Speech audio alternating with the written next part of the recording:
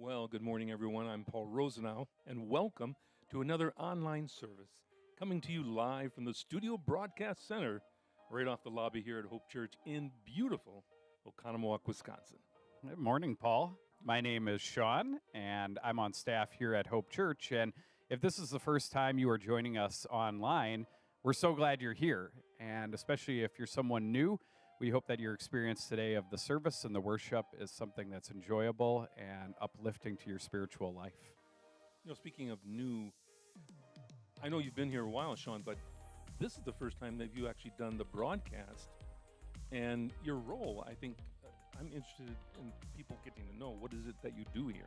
Well, my role is guest experience coordinator here at Hope Church. And you may be wondering exactly what that means. Essentially, I get to work with some incredible, amazing volunteers, actually over 400 volunteers here at Hope Church who serve to make any experience for a guest extraordinary and outstanding when they walk through the doors and enter into our worship. It's a blessing and really a privilege to be able to do that here at Hope Church. And for those who would like a prayer request and are interested in us praying for a particular issue you may have, please let us know in the chat.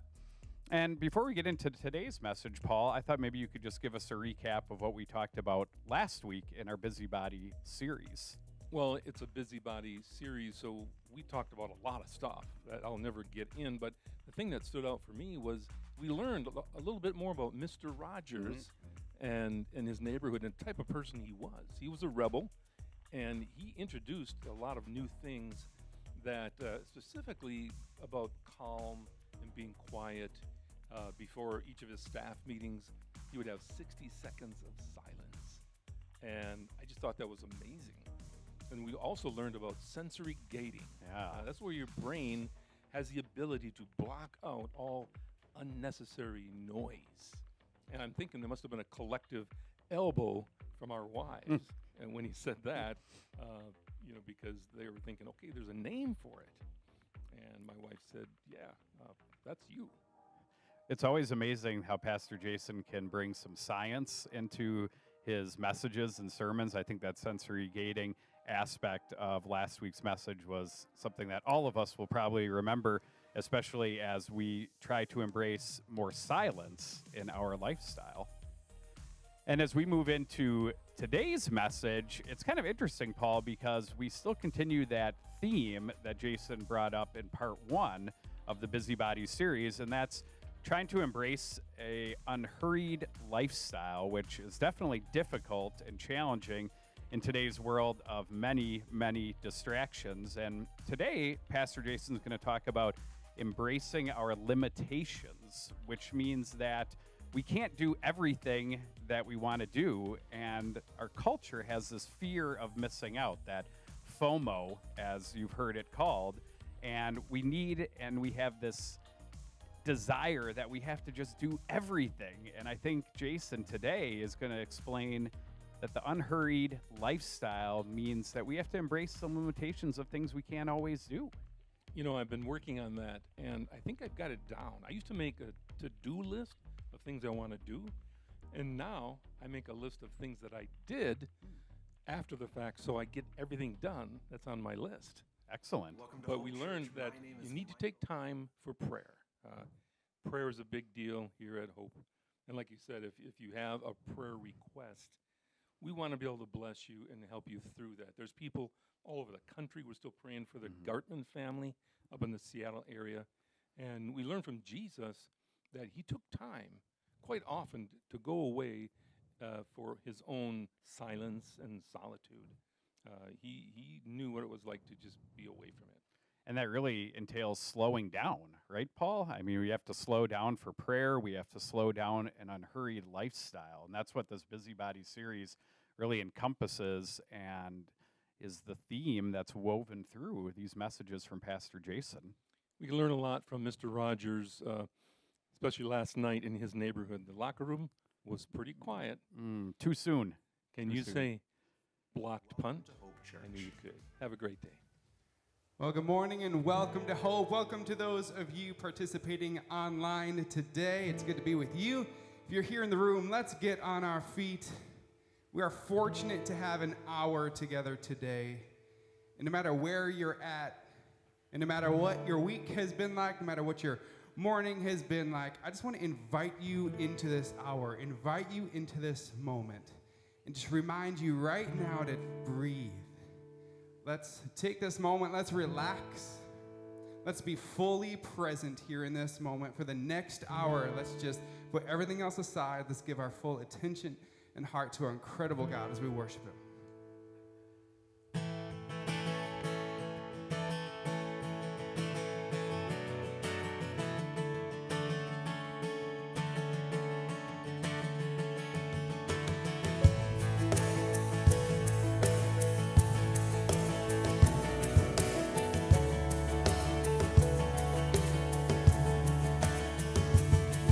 Let praise be a weapon that silences the enemy.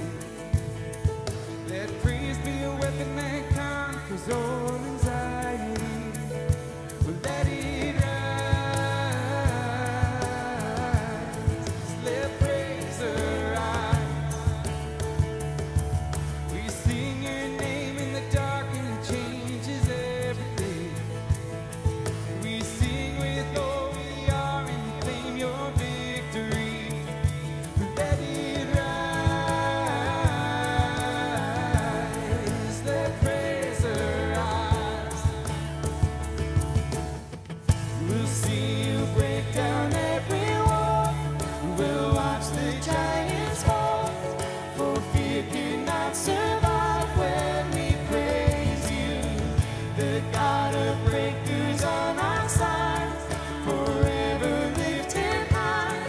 With all creation cry, God, we praise you.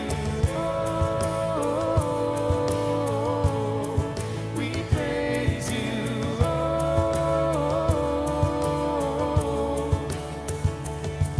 let faith be the song that overcomes the raging sea. Let faith be the song that calms the storm inside of me. Let it rise.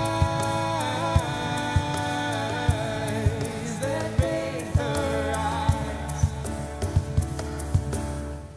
We'll see you break down every wall, and we'll watch the giants fall. For fear cannot survive when we praise you. The God of breakthroughs on our side, forever lifted high. With all creation cry, God, we praise you. Oh, we praise you. Oh,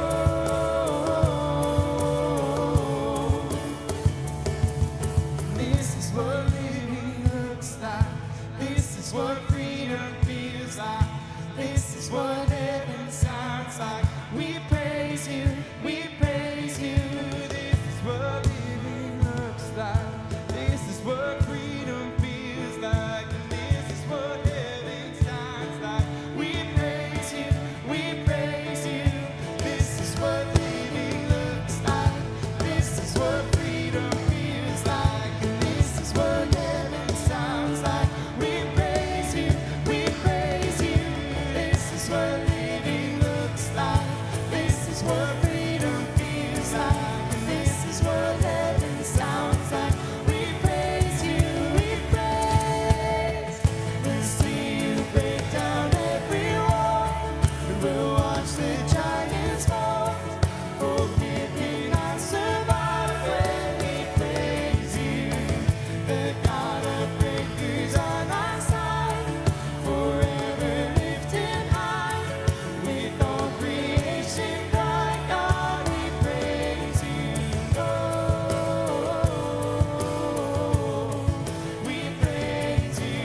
Oh, we praise you.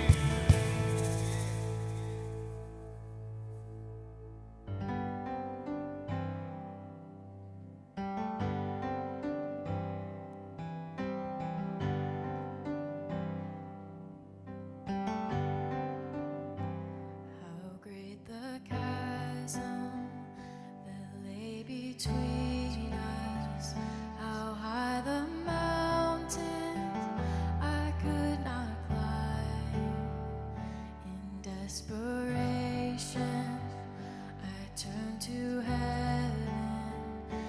and spoke your name into the night. Then through the darkness, your loving kindness tore through the shadows of my soul. The work is finished, the end is written. Jesus Christ, my living hope. Who could imagine so great a mercy? What heart could fathom such boundless grace? The God of ages stepped down from glory to wear my sin and bear my shame. The cross has spoken, I am forgiven. The King of Kings calls me his own. Beautiful Savior, I'm yours forever. Jesus Christ, my living hope. Hallelujah, praise the one who set me free. Hallelujah, death has lost its grip on me. You have broken every chain. There's salvation in your name, Jesus Christ, my living hope.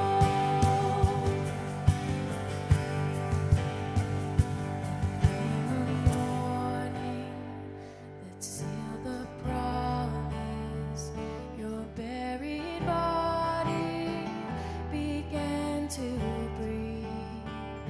Out of the silence, the roaring lion declared the grave has no claim on me.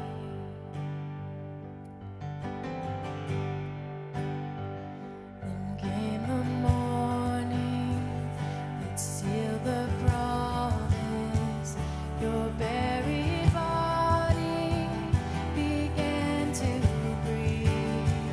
Out of the silence, the roaring lion declared the grave has no claim on me. Jesus, yours is the victory.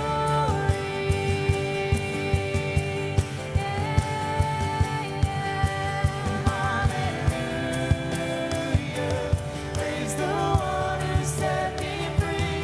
Hallelujah, death has lost its grip on me. You have broken every chain. There's salvation in your name, Jesus Christ, my living hope. Hallelujah, praise the one who set me free. Hallelujah, death has lost its grip on me. You have broken every chain. There's salvation in your name, Jesus Christ, my living hope. Jesus Christ, my living hope. Father, thank you so much for the hope that you bring to our situations, to our circumstances, to our lives. Thank you so much for the peace that you bring us. You are why we are here in this moment. We are seeking you. Please help us to feel your presence in a very real way. It's in Christ's name I pray. Amen. You guys can grab a seat. Amen. Well, good morning, everybody. Welcome. My name is Michael, your friendly neighborhood youth pastor here, and thanks for joining us, whether you're here in the room or online. If this happens to be your first time here, I want to extend a special welcome to you And if you would, if you're in the room, right in the seat back in front of you, we have something called a Connect card. You're able to take that and fill it out and drop it off at the hub after the service. If you're watching online, you can just put the word new in the chat and somebody will reach out to you. But either way, we would love to give you a little bit more information about who we are and what we do here at Hope. And also, we just have a free gift for you as a way of saying thank you for joining us this morning. Now, as youth pastor, I just wanted to give you guys a little bit of an update on some of the really cool things that are going on with Hope Youth Ministry. It's our youth ministry for those who are in 5th through 12th grade. We've got a semester under our belts here and a little bit more, and there's been some really cool things that are happening. First of all, for 17 weeks now, running from the start of the school year all the way up until this last week, 17 straight weeks we've had where students have invited other students. We've had at least one new person joining us every single week since we've began, and most weeks it's even more than that. And I've heard there are some really cool stories of students who are now starting to feel comfortable enough that they're inviting friends that have shared with us that they don't really engage with church. They don't really engage with God or really care to know more about Jesus. But we have students who are now reaching out and inviting friends who are like that to Hope Youth. And not only are those friends coming, they're also starting to get really involved and starting to know more about who God is and more about what it's like to be a part of this community. And they are now reaching out and inviting other people to join them as well. And it's a really cool thing to see because we really care about seeing students help other students to find Christ and to find community. And that's what we're starting to see here at Hope Youth. And so I just want to thank you all who support Hope Church and Hope Youth. If you want to know more about Hope Youth Ministry or youth group on Wednesdays, you can come talk to me after the service. And if you would like to support the mission of Hope Church as a whole, financially, you can text any dollar amount to 84321 and follow those prompts. You can go online and give if you'd like to hopelakecountry.com/give. And if you're in the room here and you happen to have brought a gift with you, you can drop it off at any of the boxes that are at any of the back exits. And with that, why don't we take a moment and just breathe and pause and get ready for our message today.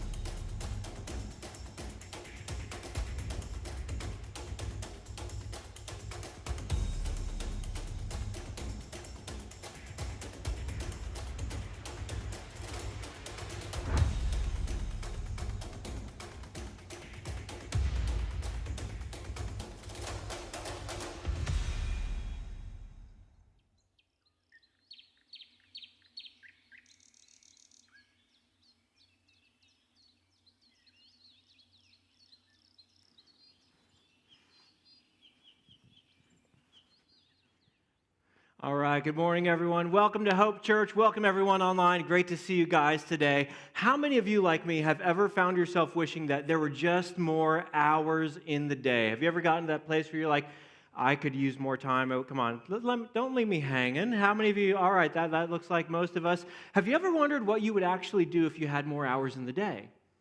I thought, what would I do if I had more hours in the day? So I made a list. Here's what I would do. Number one, I'd work more on my sermons because I will live to serve, and I want you guys to have a great experience. I would spend more time with my family. I would enter some barbecue competitions. I would read more. Not like professional development, I already do that, but the staff is trying to convince me that this is the year I need to read a fiction book. So I'd start reading fiction books. I would, did I mention barbecue competitions? I would pick up guitar again and start playing music again. I'd definitely spend more time with my family, more time in nature. My golf game is terrible, so I would take a swing at lowering my handicap. And also, I've always wanted to learn Spanish. That's what I would do my first week of having more hours in my day, and then it would only go from there. And then I thought, you know what I would do with more hours in my day? I would be more exhausted, less rested than I am right now. What would you do if you actually had more hours in your day? The answer is you would probably do more of what you are currently doing with your day. If you're overscheduled now, you're going to be overscheduled if you could have more hours in your day. If a person is lazy now, they would be lazy with more hours in their day. If a person's frustrated because they spend too much time on social media during the day now, they would spend that more time doing that as well. If a person drinks too much right now, they're going to drink too much with their extra hours of the day. If you are exhausted right now, you would be exhausted with your extra hours of the day. Which means that the solution to our problem of being busy, of being hurried, of being distracted, isn't adding more hours to our day, which is good because we can't do that. You cannot manufacture hours, you cannot purchase hours, you cannot add hours to the day. Unless you're in the desert, you find an oil lamp, you rub it, and a genie comes out, but be careful. There's always a catch with those guys. But for the rest of us, we can't add hours in the day. So what do we assume about the way to deal with our overbusy lives? How do we fix that problem? We work harder. We squeeze more in. We learn time hacks. We learn how to be more efficient, effective, and productive. Now think about this for a minute. That means our default approach to dealing with the fact that we're too busy is to try and do more. Our default approach to the fact that we lead hurried lives is to hurry even more. That's not going to work. So what's driving this? What's driving our desires to do more, achieve more, see more, try more, travel more, accumulate more, accomplish more? What's behind all that? Well, if we could reduce it to just one word that explains all of our drives for more, that one word would be this one right here: desire. We have desires. Now, desires are innately a good thing. It was desire that got me out of bed this morning. See, I woke up early because I wanted to have quiet time with God. I wanted to get smoke rolling on my barbecue pit so I could enjoy a delicious dinner tonight. I wanted to be with you guys and open up the Bible with you and show you some things that I'm learning about following Jesus in this season of my life. And this is different for you guys. I work here. This is how I earn a living, and I wanted to earn some money so I could provide for my family. These are desires that got me out of bed this morning, because if I didn't have those desires, I can promise you nothing would have gotten me out of bed on a cold January morning in single-degree temperature where there's snow on the ground and I have to shovel my driveway after a Packers loss. There's just nothing going to get me out of bed today except for desire. Desire is good in our lives because it's a powerful motivator. It's good as long as it stays in the back seat of your life. It says, hey, can we do this? Can we go there? Can we pursue that? That'd be really good for us, we think. But desire becomes a problem once you allow it to climb behind the wheel of your life. And it begins to drive you. And it begins to make the decisions on which way your life is pointed. And the reason why it causes trouble when we let it behind the driver's seat is because whatever your desire is, it's like your appetite. It will never reach the place where it is finally and fully satisfied. Okay, now I learned this when I was about 7 years old. When I was 7, every afternoon at 4 o'clock, I would go to my mom and say, Mom, can I have a snack? And she would say, no, you'll ruin your appetite. And at 7, I already had this figured out. No, I won't. See, I've learned something, Mom. Every time I eat, my appetite eventually comes back. See, so I can have a snack and eat dinner. She never went for it. So the thing is with your appetites, you can feed your appetite. You can feed your desire, but it's not going to go away. It's going to come back. How many of you have the sweet tooth? And come on, you love some chocolate. How many of you love chocolate? Okay, you will never get to the place in life where you eat a piece of chocolate and all of a sudden your eyes get big and you say, I'm good. I don't want any more chocolate. I finally hit that point where my desire was fulfilled. And no. See, desire just comes back and you want more. And it's true for every area of your life. Some of you, I've seen you, this is not pretty. Some of you, your desire is for more grandchildren. Okay? You just want more, there are never enough grandchildren, okay? I've seen it take over people's lives. You never get to the number of grandchildren where you say, I'm good, I don't want any more grandchildren. For some of us, it's money. Money is a good thing. It's an important tool. It's a blessing from God. But if it gets behind the driver's wheel of your life, you will never get to the point where that one more dollar comes in and you say, oh, I am so satisfied. I finally reached the threshold. No, when it drives your life, you will always want more. For some of us, it's alcohol. And you desire the numbing relief that alcohol brings to your life. And if someone desires that, you will never be content with your current level of emotional pain. For some of us, it's just nicer, newer, house, car, clothes, whatever, it doesn't matter. That desire is never going to be satisfied because there is always a nicer one out there. So that's the problem when we let desire behind the wheel of our lives and make the decision for us. And by the way, once it takes the wheel, do you know the destination it's going to drive you to? Exhaustion, burnout. Desire is great in the backseat. It's a terrible driver because it always takes you to the same destination. Now, there's actually a reason theologically why this happens in our life. And here's kind of an interesting idea. You probably don't think about it this way, but here's what I want to talk about today. We are finite. Desire is infinite. We are finite. We inhabit time and space. We are limited in what we can do, what we can accomplish, where we go, etc. But our desires will never be finally and fully satisfied. What you might not know is this was hardwired into your very DNA.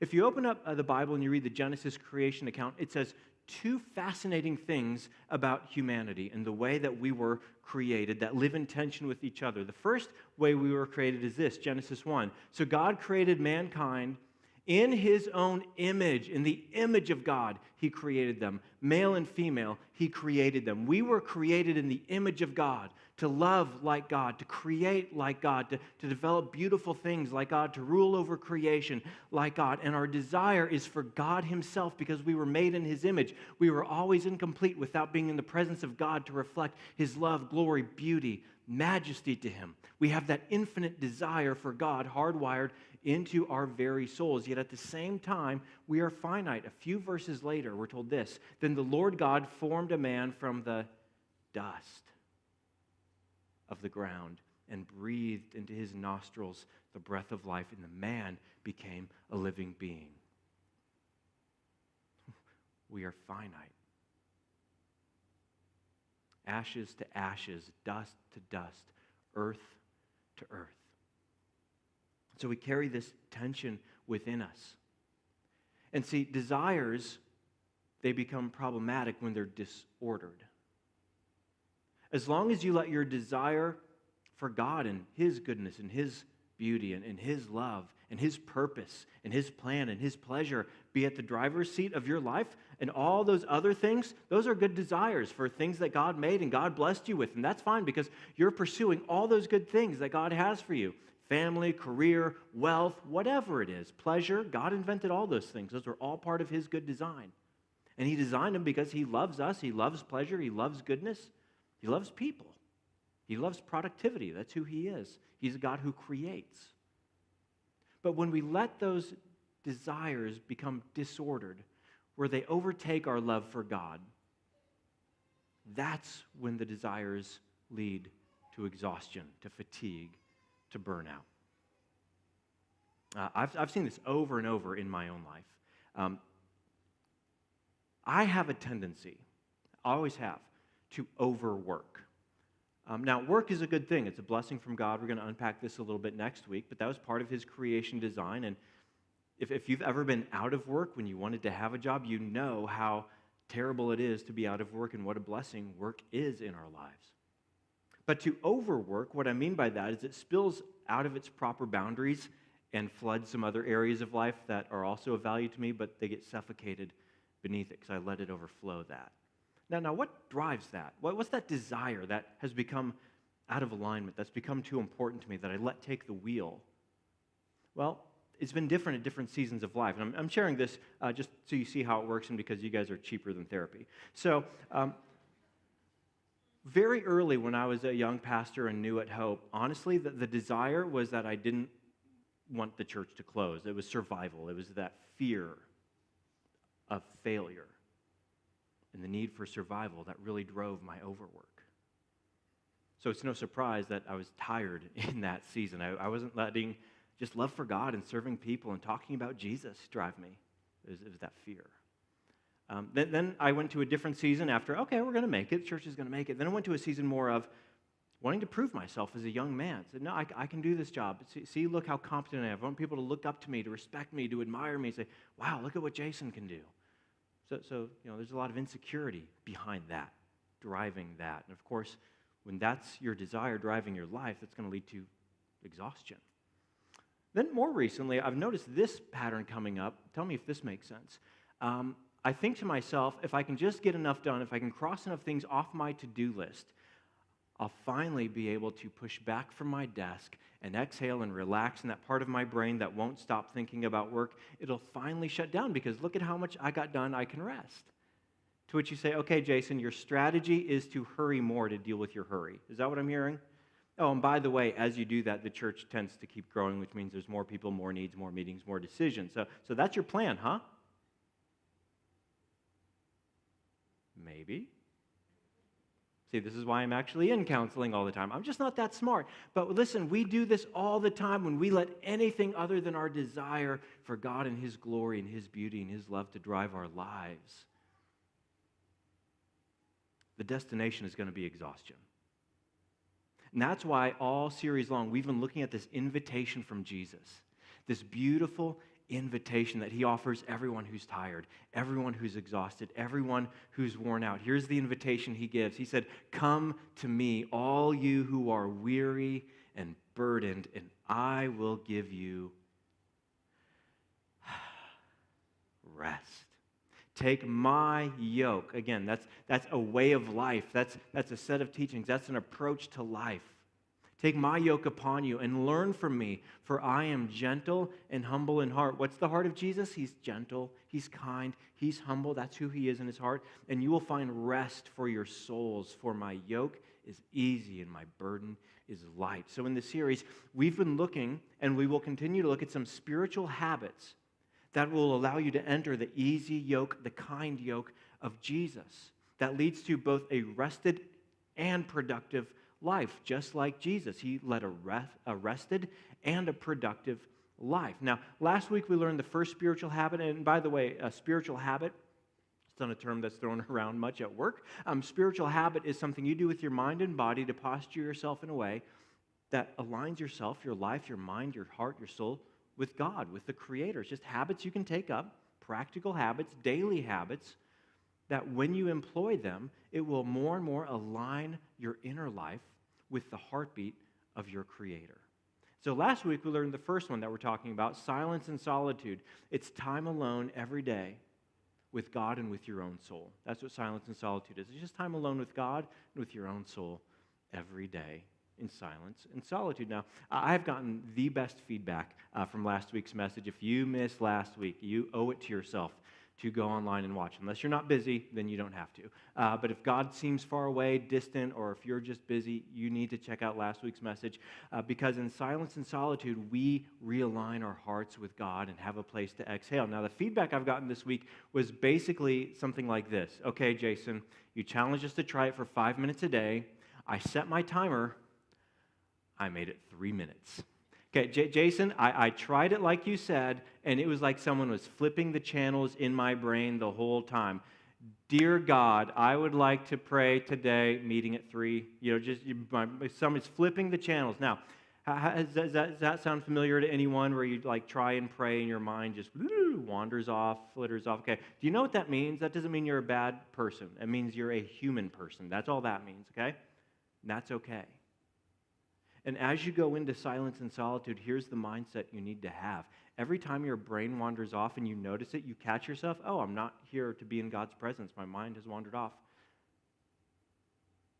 That's your chance to once again take Jesus' invitation to come back to Him, you who are weary and burdened.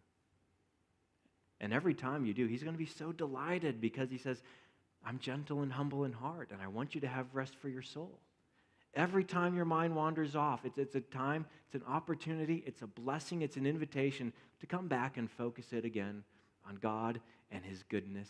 And He's so delighted. And if you get to the end of your 5 minutes or 10 minutes or whatever it is, and you're like, I think I got 30 seconds on God today, and the rest of the time my mind was wandering off somewhere. If you say, but God, I'm coming back tomorrow to do it again, God's going to be so honored and delighted to spend that time with you. So silence and solitude, it's a daily spiritual habit that over time, it'll completely change your heart and life. Today's habit is one that if you thought last week was brutal, this is one that almost all of us are going to push back on and say, that's the dumbest thing I've ever heard, okay? So I just want to vocalize it before you vocalize it in your own head. Because I know that when I'm preaching, I have the microphone, but your brain is talking as well, so it's going to reject this one. Here's today's spiritual habit. Embrace your limitations. How un-American is that? We live in a culture that says, chase your dream, be anything you want to be, do anything you want to do. See all the shows, go to all the movies, see all the concerts, read all the news stories, keep up to date with everything that's going on, travel to all the countries, to get all the stamps in your passport, eat at every restaurant, and don't forget to make your own dent in the universe. Eat more, buy more, check out more, see more, do more, visit more, hang out with your friends more, watch more, hashtag YOLO, hashtag FOMO, hashtag I'm so exhausted I'm having a breakdown, yo. That's the culture we live in, a culture that transgresses all limitations and says, just do more, just experience more. Have you heard about the latest version of FOMO that's been identified by psychologists? It's called entertainment anxiety. See, FOMO is a real thing. Fear of missing out is a real thing, but entertainment anxiety is a real anxiety that people are experiencing when someone says, hey, did you check out the show? And they're like, oh no, I'm already 2 seasons behind on the show I want to watch. Now here's another show I have to watch if I want to be in the know and cool and cultured and hip. Does anybody ever feel that, man, I just can't keep up with what's going on in culture anymore? That's entertainment anxiety. We live in a culture that pushes against all limitations. Today, what we're going to see is that the secret to living a rested and productive life is to embrace the fact that as a human being who was made out of dust, you have limitations. Because here's what happens if you transgress this reality. If you live as if you are limitless, do you know what happens to your schedule? You allow more and more things to fill it up, and you get busier and busier and busier. And the things that are filling up your schedule, you're not being discerning about it. Because you're not embracing your limits, you're not being discerning about what you do with your limited time, and the things that you're busy with, if you honestly evaluate it, they're not things that you would say, this is making my life meaningful. This is making my life valuable. This is what matters with my life. See, if we live as if we have no limits, as if we will live forever, we'll let anything, because we'll eventually have time to get to whatever we want to get to. But if we live within the confines of limits, we will become incredibly wise and incredibly discerning on what we do with our limited time, our limited ability, and the limited capacity that we have. See, here's what I'm going to show you today. The limits in your life, that's like a form. And it's a form created by God. And we were meant to pour our lives into that form and as a result create something beautiful. But when we overflow those limits, our lives become a mess. Now, this isn't my idea. I didn't come up with any of this. I don't come up with anything I preach. This is something that we learned from a man who lived a very long time ago by the name of Moses. Moses lived around the year 1500 BC, if you've ever seen the movie Ten Commandments, if you're in an older generation, or Prince of Egypt, if you're in a younger generation. Moses was a man who was born into a Hebrew household at a time when the Hebrew people were slaves of one of the Egyptian dynasties. And it was at a time where the slaves were becoming so populous that the Pharaoh had issued an order that baby boys must be killed. Moses was born. His mother was not going to let that happen, so she hid him in the Nile River, and Pharaoh's daughter happened to come across him, found him, took compassion on him, and decided to adopt this child as her own son. She named him Moses, which means I drew him up out of the water. And Moses was raised as the adopted grandson of the Pharaoh. He grew up as a prince of Egypt. He grew up in royalty, best education, best food, best entertainment, best everything. And he did this until he was 40 years old. But as he got older, he knew he was different. He knew he wasn't one of the Egyptians. And he began to identify with his family of blood, not his family of adoption. So one day when he sees a Hebrew slave overseer beating a Hebrew slave, he kills the Egyptian slave overlord. He's just so frustrated to see this Egyptian harming one of his fellow Hebrew people that he kills him, buries his body in the sand, but somebody sees the whole thing. Word gets out, and Moses, well, he transgressed his limitations. He thought he could be judge, jury, and executioner. And as a result of pushing back against his limitations, he had to run for his life, had to abandon everything, runs out to the desert, spends the next 40 years of his life as a shepherd in the desert. And suddenly, all that education, all that learning, all that goodness means nothing. Every day when the sun comes up, he takes his sheep out to pasture. When the sun goes down, he brings his sheep in. That's his life for the next 40 years. Then God comes to him and says, okay, time to get to work. You are going to be the one who liberates my people. Moses goes back to Egypt, leads the people out of Egypt through the desert and to the promised land. So Moses had 3 distinct phases of his life. All of them were radically different. And as a result, he had a very unique perspective on understanding the limitations we have as humans, specifically when it comes to our limited capacity of time, our limited amount of time. Now, again, I think Moses is a valid person to learn from because he got a little bit more done with his life than you did. I mean, freed a nation of 2 million people from slavery and economic bondage and led them and established them as a new nation, as a promised land. Not a bad life's work, okay? So we're going to learn from him how to embrace limitations and see the power this has for making us both happy and productive in our day-to-day lives. Now, we're going to learn about this in Psalm 90. Moses wrote one psalm of the 150 psalms you can find in the Bible. And a psalm that's kind of poetic, more of a song or a poem than narrative or prose. But as he writes, he just writes with such amazing insight. Here's what he wrote, Psalm 90. He said, Lord, you have been our dwelling place throughout all generations. Before the mountains were born, or you brought forth the whole world, from everlasting to everlasting, you are God. So Moses begins this psalm where he's going to talk about embracing our limitations. He begins by setting the context for life. And when he looks at the context of life, he doesn't zoom out to your birth and death. He doesn't zoom out to his grandparents or zoom out to the beginning of even creation. He zooms out even further than that, and he goes to everlasting past. And when he looks at everlasting past, there is God, because we have to remember that before there was a universe, there was no time.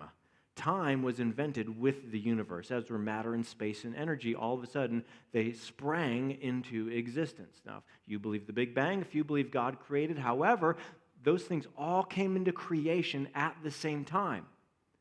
But when he looks back before there wasn't anything, there was God in eternity past. He's not beneath the construct of time as we are. And when he looks forward to eternity future, there again is God. And this, he says, is the proper context for your life. The proper context for life is from everlasting to everlasting. See, we get tunnel visioned. What do I have to get done today? What do I have to get done this week? Maybe you even have some annual goals for 2022. All those are great. Get your stuff done. Have some goals. But Moses says, but if you want to understand the context, we have to zoom way out. Before there is anything, there is God. After everything, there is God. So with that context, he gets to the psalm. Verse 3. You, God, turn people back to dust, saying, return to dust, you mortals. He is saying, this is the destination every living thing will get to. Return to dust because we were made from dust.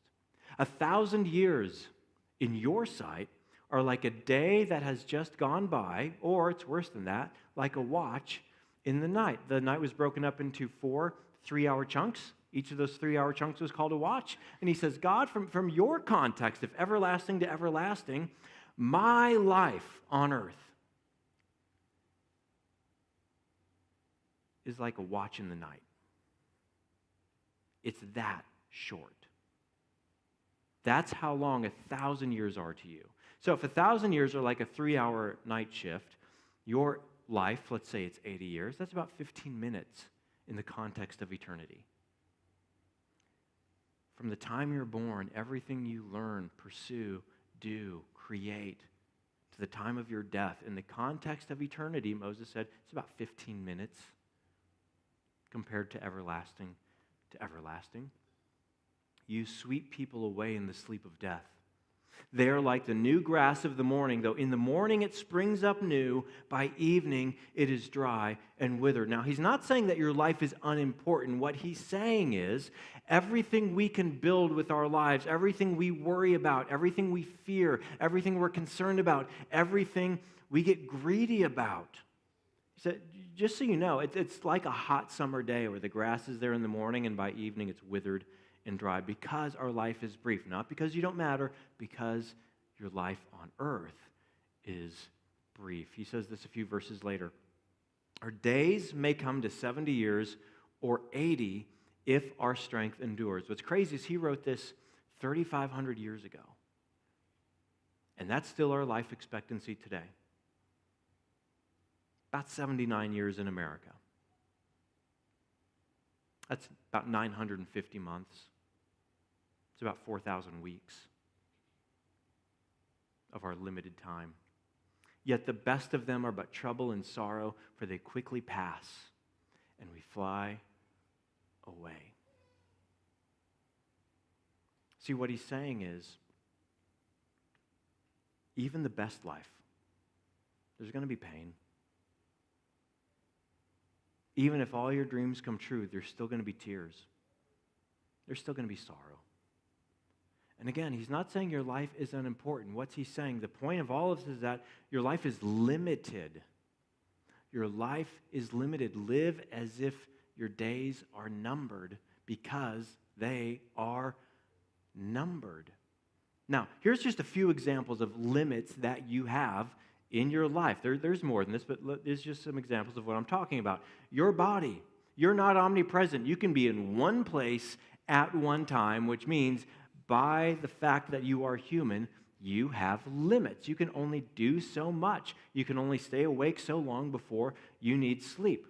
By the way, did you know that people who need less than 8 hours of sleep, I don't know how much sleep you get, but scientifically this has been proven, the number of people who actually can be perfectly healthy with less than 8 hours of sleep, well, you're 8 times more likely to win a gold medal in the Olympics. Okay, almost all of us need 8 hours of sleep a night to be fully healthy. We have limits because we occupy bodies. Your mind, okay? Your brain can only focus on one thing at a time. Some of you think you're multitasking. You're not. You're pivoting back and forth between two things and eroding your capacity to focus on either of them.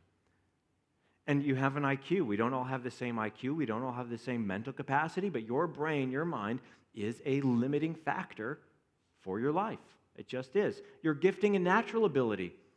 There's some things you're good at. There are some things you're not good at. Nobody's good at everything. And because of what you're good at, what your gifting is, what your abilities are, we're limited.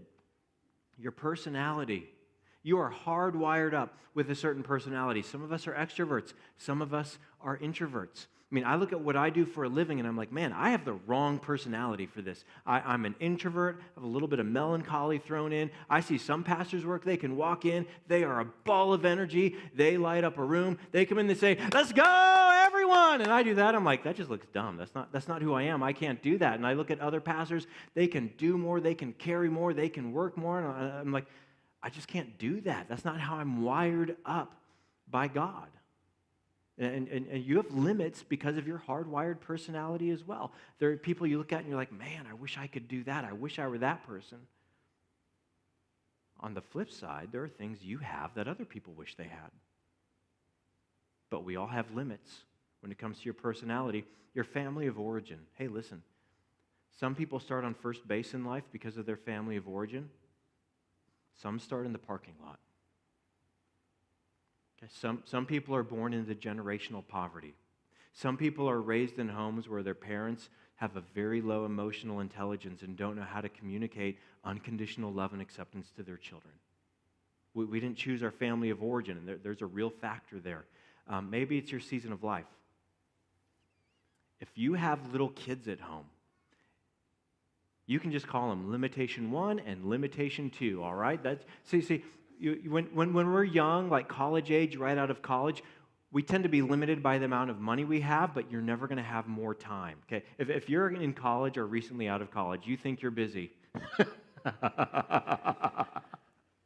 It's my favorite thing about pre-marriage class, these young couples telling me that they're pretty busy right now. I'm like, Anyway, so you're you're limited by money, but you have more time. As you get established in a career, raise a family, you'll probably have more money, but you're going to have more expenses, so you're still limited on money, and now you're limited on time. Well, but your season of life brings you limitations. Your biology. Okay, maybe you have asthma. Maybe there's something about your biology. It's just a limitation. Maybe you come from a line of people who have depression.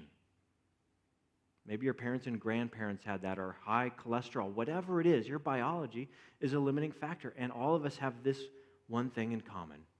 You get 24 hours a day. And we're limited by our time. Now, we can either push back against this and pretend these limits don't exist and aren't real, or we can see them as the forms God has put around our life, so that we can pour our lives into whatever God planned for us and create something beautiful as a result. Moses says, embrace your limits. Understand that life is brief, and we have this small moment. We can't do everything. Be discerning and wise, so that you can build a life within your limits that is meaningful and valuable and purposeful and makes a difference. Now, here's why we don't like to do this. Because to embrace limits means that you have to make some decisions. You have to decide some things you're going to say no to, some opportunities you're going to miss, some people you're going to disappoint, some people who will never be okay with your decisions. Now, here's what's interesting. Do you know where the word decide comes from? It comes from the Latin word caido, which in Latin means to kill. Caido, as in homicide, genocide, suicide, decide. Every time you make a decision, do you know what you're doing? You are killing a possible future. And that's the reason why, for many of us, we don't want to make hard decisions about embracing our limits, because, like, well, if I make this decision, then that's never going to happen. Yep. It's not going to happen, because you can't do it all. You can't be everywhere. You don't have infinite time. You have infinite desires, but you have a finite body. So how can we align our lives with the infinite desire of God and let that drive us, so we can put all these other desires we have that are good if they're in the back seat? They're all good desires if they're in the back seat. How do we let them come along for the ride? While we're pursuing the purposes of God in our lives. Moses brings it all home in verse 12. He says, teach us to number our days, that we may gain a heart of wisdom. If you have ever gotten married, you know how to number your days, don't you? Ask any bride, how long till your wedding? She knows the days, doesn't she? 265 days and 15 minutes. If you have ever had a big project due, you knew how to number your days, didn't you? It was always in the back of your mind, I have this much time to get it done. If you were ever going on a really fun vacation and you were looking forward to that vacation, you knew how to number your days. And isn't it amazing that once you begin numbering your days, you make extraordinary decisions on what you need to get done and what you can ignore? Isn't that amazing? Have you ever noticed that? Moses said, what if you took your approach to marriage, your approach to projects, your approach to vacation, what if you lived your whole life that way? See, when you're getting ready to go on vacation, you're like, I'm limited. I have to embrace my limitations if I'm going to prioritize and execute what is actually going to matter in my life. If we lived as if our days are numbered, we would gain extraordinary wisdom on how to live a productive, purposeful, intentional life. Now, this idea of limiting our lives, our behaviors, our actions, and embracing our limits. For me personally, this is, again, one of my applications. I brought it up 2 weeks ago. This is one of the big reasons why this summer I'm taking a sabbatical. Sabbatical means for 3 months I'm stepping away from my day job to focus on refueling my tanks. Emotionally, spiritually, it's just been a long season. Do you know why? Because I have a limited number of days to be the pastor at Hope Church. Now, I hope it's a long time from now, but it's still a limited number. And if I'm going to make the most of these days, and if we're going to do the most good in God's kingdom, I need to be at 100% so we can make the most of every limited day that we have to change lives and eternities. Now, what if you started approaching life this way? What if tomorrow morning you walked into work saying to yourself, there will be a last day at this job? You would gain so much clarity around your work and your career, and you would get it quickly. If you raised your kids recognizing there will be a last day when I am raising these children, you would gain so much clarity and wisdom about how to make the most of the limited time that you have. If you approached your marriage understanding, listen, there's going to be a last day of your marriage. If you embraced that limitation, you would not take it for granted. You would not take them for granted. And you would gain so much wisdom and discernment on what to do with your very real limits. Teach us to number our days that we may gain a heart of wisdom. Here's your homework. What's one thing you must eliminate to embrace your limitations? Here's another way to think of the question. What's something that's occupying your time that isn't creating a joyful, purposeful, valuable life? What's one thing you need to eliminate to embrace your limitations? Now, last thing. This is not morbid. This should not depress you. Some of you, you're listening, you're like, this sucks, we're all going to die.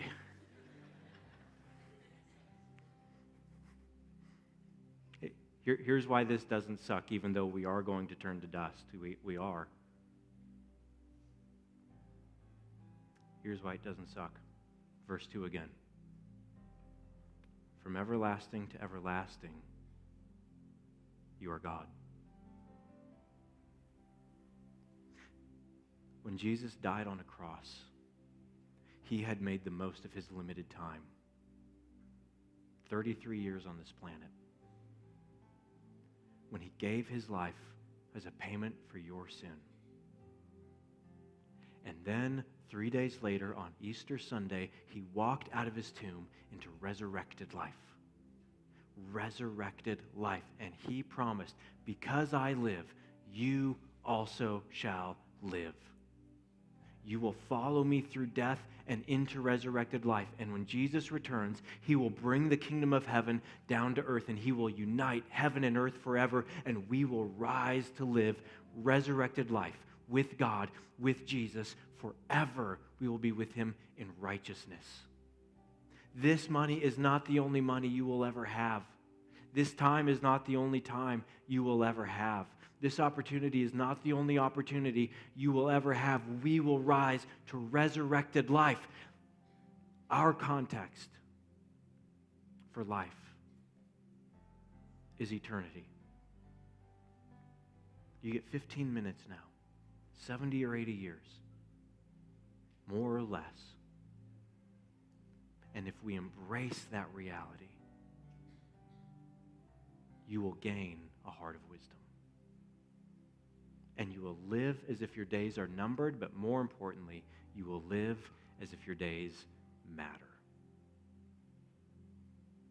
And because Jesus died for you, we know that your entire life matters. Next week, we're going to wrap up this series. We're going to celebrate communion as a church next week. But right now, let's close in prayer. Father, nothing in our world is teaching us your wisdom. We're going to walk out into a world this morning, and everything is going to tell us to do more, pursue more. Father, that's not leading to joy, that's leading to exhaustion. So give us your wisdom. Teach us to number our days that we can have your discernment in our lives so that our lives can truly be meaningful and valuable and purposeful and good. Every morning, may we realign our desires and hopes and dreams on you and you alone, because only you can satisfy all of our desires with your goodness and grace. I ask that we'll have the wisdom and the courage to trust you and to learn how to say no, because you've established our lives with limits. And that's where we find true flourishing. So give us your wisdom, Holy Spirit. We pray it in Jesus' name. Amen.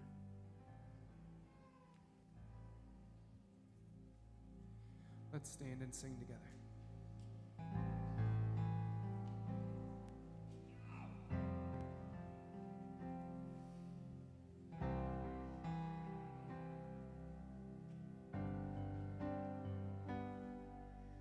Peace, bring it all to peace. The storm surrounding me, let it break. At your name, still, call the sea to still, the rage in me to still every wave. At your name, Jesus, Jesus, you make the darkness tremble. Jesus, Jesus, you silence fear.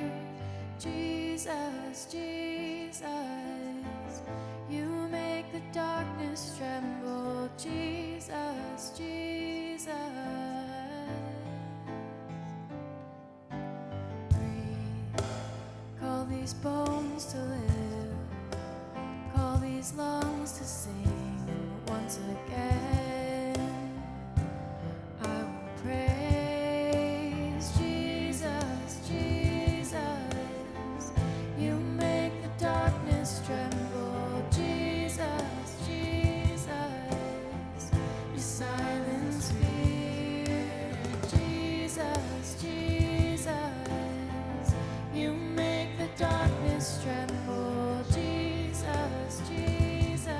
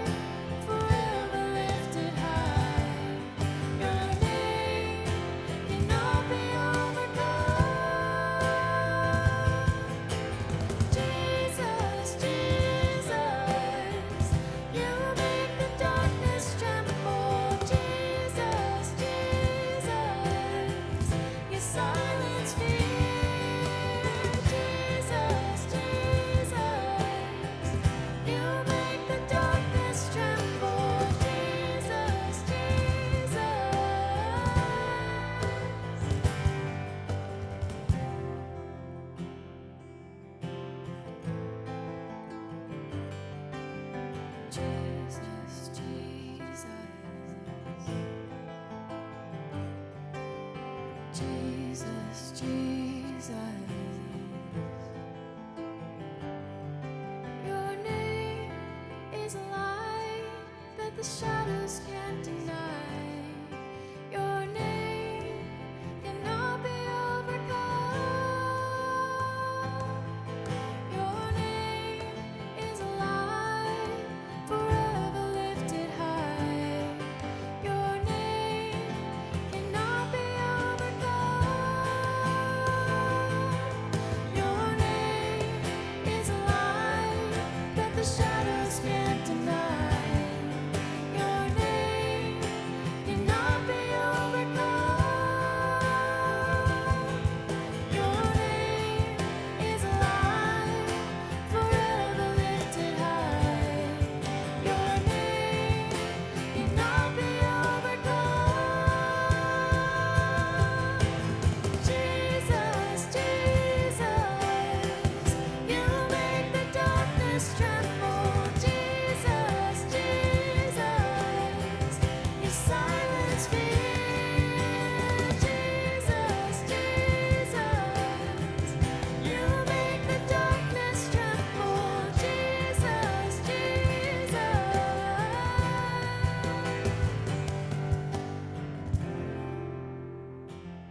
Well, thank you so much for coming out and worshiping together today, for joining us online. It was wonderful to get to worship with you like this. We'll see you guys right back here next week to wrap up this series.